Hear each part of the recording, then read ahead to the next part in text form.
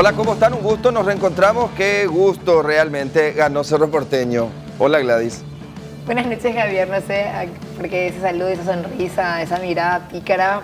Felicidades a la mitad más uno de este país. Contenta con la victoria azulgrana. Abrazo, guapo, guapo. Gracias, Gladys. ¿Vos de qué club sos? De Cerro. Felicidades a los cerristas. Sí, estamos contentos. Y Paraguay 2-2 en la sub-17, a propósito también. ¿Te fuiste el fin de semana a Ciudad del Este? Por supuesto, por eso no limpia. Bueno, un gusto realmente reencontrarnos. Ya instalamos otra mesa de periodistas para hacer el recuento y el análisis de los principales temas.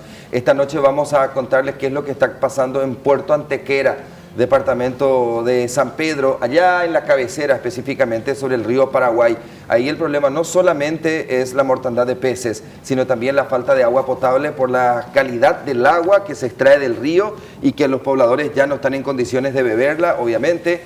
Además, esta es una comunidad que vive de la pesca, no hay pesca, y los caminos están totalmente aislados. Todos los detalles vamos a tener para ustedes con respecto a lo que ocurre en Puerto Antequera junto con nuestro compañero Omar Acosta, en vivo desde el segundo departamento.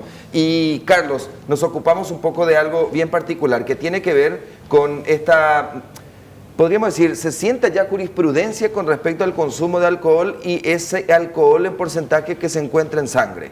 Se podría decir que sí, con el fallo de la Corte. Cualquiera puede usar como antecedente la decisión de la Sala Penal que se dictó en diciembre del año pasado, pero recién se conoció con la notificación a los fiscales del caso. Bueno, en minutos todos los detalles y ya avanzamos en el desarrollo de este tema. Gladys, el gobierno da a conocer cifras que tienen que ver con la recaudación y hace un comparativo con el año pasado. Así es, Mario Abdo Benítez felicita públicamente a través de su cuenta de Twitter la recaudación de la Secretaría de Tributación en este periodo, 3 billones de guaraníes, es decir, 3 millones de millones, 12 ceros, imagínense eso, en recaudación de enero a marzo.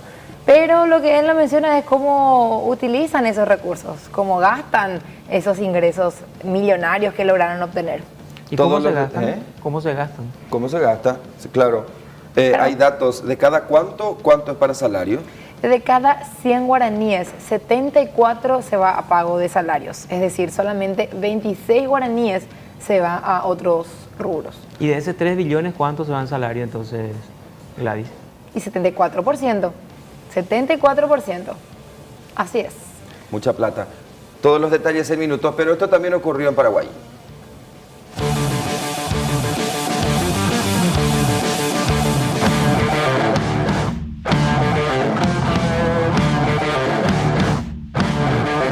Un grupo de ciudadanos indignados escrachó al senador Enrique Baqueta frente al jurado de enjuiciamiento de magistrados. Expresaron su indignación y repudio portando carteles y pancartas con mensajes reclamando la salida del legislador del órgano. Los manifestantes vienen realizando sus protestas desde que el titular del GEM, Enrique Baqueta, publicó un tuit en el que manifestaba alevosamente su apoyo al diputado con permiso Ulises Quintana, quien se encuentra preso por presuntos nexos con el narcotráfico. $4.000 es el monto desaparecido del caso que investiga a Javier Cucho Cabaña. El monto se había incautado junto a lujosos vehículos en un departamento donde el presunto narcotraficante también fue capturado. Por su parte, la Fiscalía asegura que ya abrió una investigación para dar con los responsables de la desaparición del dinero que se había incautado como evidencia. Estudiantes del Centro de Educación Integral de Luque anuncian cierre de calles. La medida se realiza en protesta por la falta de 5 docentes que les impide continuar dando clases. El problema se genera a causa de las jubilaciones docentes. Según el director del centro educativo, docentes administrativos están intentando cubrir las horas vacantes a fin de paliar la situación y ante la falta de respuestas por parte de las autoridades del Ministerio de Educación y Ciencias.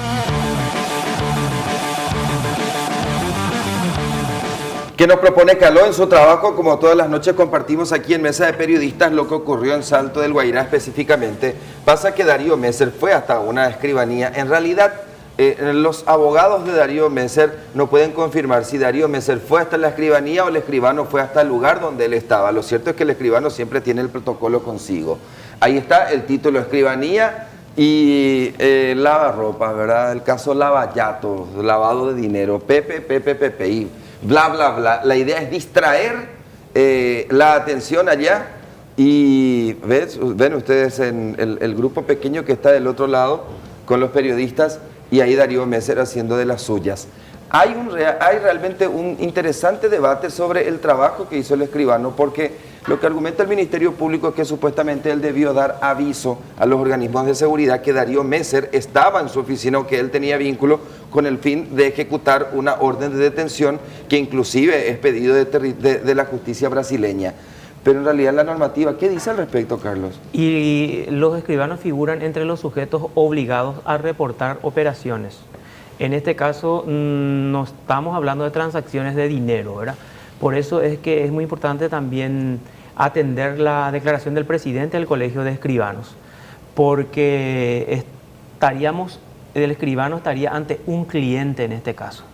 Y ahí el profesional no está obligado a revelar secretos profesionales. Incluso eso está tipificado como delito, pero hay que ver en qué se fundan los fiscales. Si Darío hubiera llegado hasta la escribanía y estaba tratando de firmar una escritura por transferencia de un inmueble, supongamos, por valor de $500.000, ahí sí debió hacer el aviso. Eso se establece a partir de qué montos, por ejemplo, es lo que se tiene que reportar. Ahí ya cambiaría la situación, o si hay dinero en efectivo, por ejemplo, le paga a alguien, sería diferente la cuestión, porque es lo que se reporta, es la operación. A ver, entonces, si el escribano está procesado, entonces la gente de la Dirección General de Registros Públicos también debería estar, porque ese poder se tiene que inscribir. Se tiene que inscribir. Y se inscribió. No, y también dijo lo del Colegio de Escribanos, que no es que reporta automáticamente una operación sospechosa, sino que lo hace trimestralmente, es una cuestión de seguridad.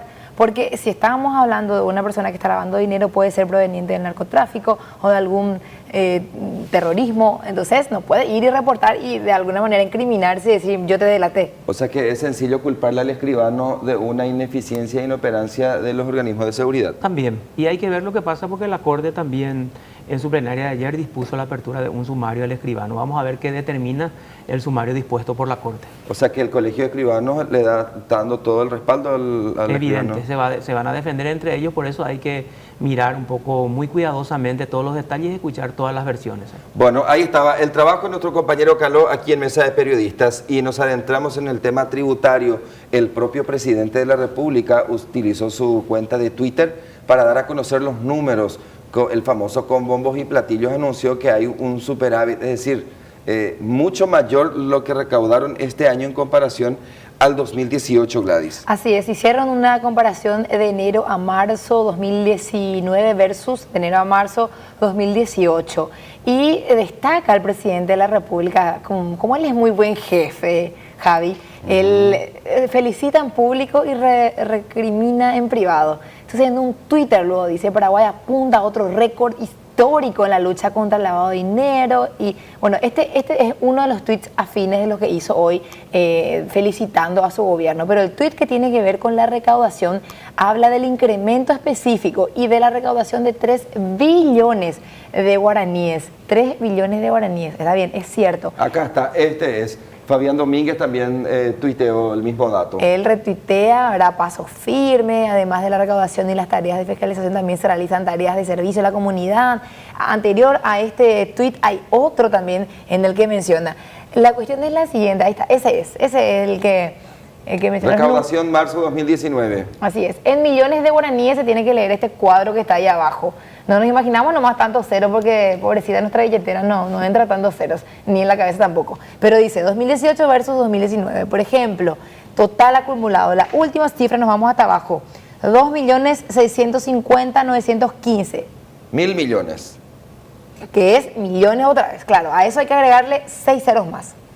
Y la cifra que está al lado, que vemos como 3.181.893, hay que agregarle otra vez 6 menos ceros más al lado. Por eso hablamos de 3 billones o 3,1 billones de guaraníes en este año versus 2,6 billones de guaraníes del año pasado, que representa un incremento del 20%. Es muy interesante lo que plantea, porque en un momento de desaceleración económica como el que estamos atravesando, hay un aumento de recaudación. También puede tener que ver con el tipo de cambio, Javier. ¿Cuánto estaba el dólar el año pasado en este periodo y cuánto está hoy? Hoy está mucho más alto. Sobrepasó la barrera de los 6.000. Asimismo, 6.180 figuraba hoy al cierre. Entonces, también puede ser una cuestión del jueguito del dólar nada más, porque la importación cayó. Hay que recordar, esos son los datos del BCP. Pero no es el punto. Acá tengo justo la recaudación de aduanas. Mientras vos seguís hablando, yo busco. Bueno, no es el punto que haya tenido un crecimiento del 20%. Fantástico, felicidades, abrazo, guapo, guapo. Pero, ¿qué haces con los 3 billones de guaraníes? ¿Cómo usás ese dinero mío, de Carlos, de Javier, de la ciudadanía en general? Y bueno, sabemos que estás usando 74% en el pago de salarios y solamente 26% o 73% en el pago de salarios y solamente lo demás en no sé, inversiones o algún tipo de gasto que sea que sirva a la ciudadanía. Cierto, en salario también entran médicos, docentes, gente que es importante para la sociedad, pero estamos hablando también de una gran cantidad de funcionarios públicos. 25% bajó en las exportaciones extrazona, lo que implica 7.5% menos en recaudación en comparación al año pasado. Ahí está el indicador en cuanto a importación. O sea que lo que podemos decir que el consumo realmente cayó. O sea que no es por consumo que se aumentó la recaudación en tributación. A ver, voy a replantear en lo que respecta a aduanas y lo que respecta a los productos en dólares. Digamos que en los pagos de impuestos puede ser que haya habido un incremento, por ejemplo, por el tema del IRP, que ya alcanzó a más personas y más personas tuvieron que pagar, o algunos indicadores específicos. Pero ¿de qué te sirve tener un 20% de aumento si vos vas a malgastar? Y ese cuadro que recién veíamos en pantalla muestra, y hace poquito nada más el FMI recomendó hacer un cambio profundo en la forma que utilizamos nuestros recursos. En el 2017, en pago de salarios, se destinaron 2.317 millones de dólares. Eso aumentó en el año 2018 a 2.538 millones y vuelve a aumentar con este gobierno de Mario Abdo Benítez, otro porcentaje, y se ubica en 2.887 millones de guaraníes. ¿Qué te dice todo esto? Te dice que vos me estás queriendo aumentar los impuestos no para darme mejores servicios públicos, caminos, escuelas, salud, educación, sino para pagar tus gastos de salario que asumiste a inicio de año. Eso es lo que uno puede pensar con toda esta situación. Estoy mirando el cuadro comparativo. En el IRP termina recaudando este año 1.627% más que el año pasado. Sí, porque ya como baja la base tributaria, a más personas le afecta, más personas pagan. 6% nada más aumentó en recaudación de IVA, en comparación al año que pasado. Que es la principal fuente de ingresos, el IVA. Iragro, 27%. ¿Iragro es 27 de aumento o 27% representado del total? No, aumentó 27%. Un poquito más. Sí. O sea, lo que estoy nomás tratando de decir es, no es porque la economía, porque las ventas estén florecientes, porque todo el mundo sale y compra esto, aquello, porque el consumo está para arriba, no es por eso. Hay que reconocer que tributación salió a cazar literalmente a los evasores. Tributación salió a cerrar locales, lo que implica que en ese efecto dominó otros locales se están formalizando. Tributación amenazó a todos, que si no presentamos declaración jurada y no pagamos IRP, ya sabíamos el destino. Es decir, son esos elementos que es un malo trabajo de tributación hacer eso. Claro, y está bien que lo haga, fantástico que lo haga, pero todavía tiene un gran porcentaje de evasión por perseguir, digamos. Y también, por otro lado, seguimos teniendo un 12% de nuestro Producto Interno Bruto aproximadamente es lo que va a gastos de salario. O sea que sobre 40.000 millones de dólares hay que calcularle el 12%. Es muchísimo dinero, muchísimo dinero. Las autoridades de Hacienda están obligadas a contarnos cómo van a distribuir esta recaudación gigantesca que tienen. Así es. De hecho, que cuando ellos hacen su ejecución, por ejemplo, de los 3 primeros meses, ellos ya nos pueden decir, así gastamos. Ahora sabemos en cuanto a la proyección del presupuesto. Esos son los datos públicos. Pero una vez que ya gastan, o sea que ya ejecutan los recursos, ahí ya pueden darnos sobre datos reales. Perfecto. Bueno, en minutos Gladys nos habla de otros temas económicos, pero vamos hasta Ciudad del Este, porque allá está nuestra compañera Tere, siguiendo de cerca unas intervenciones fiscales y policiales que tienen que ver con una investigación por trata de personas. Hola Tere, un gusto saludarte desde Mesa de Periodistas.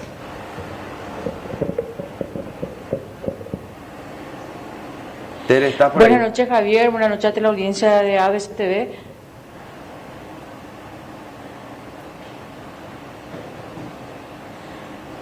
Sí, un operativo internacional de cooperación internacional fue la que se realizó esta mañana en varios puntos de Alto Paraná, específicamente Presidente Franco y Ciudad del Este. En total, en Alto Paraná, 4 allanamientos, mientras que en España se realizaron también 6 allanamientos. El resultado, 12 víctimas de trata de personas que fueron rescatadas, 11 de ellas son paraguayas y una es colombiana. En cuanto a las personas detenidas, 3 fueron privadas en su libertad aquí en Alto Paraná y otras 6 en España. De esa cantidad, 1 es español y los otros 5 son también paraguayos.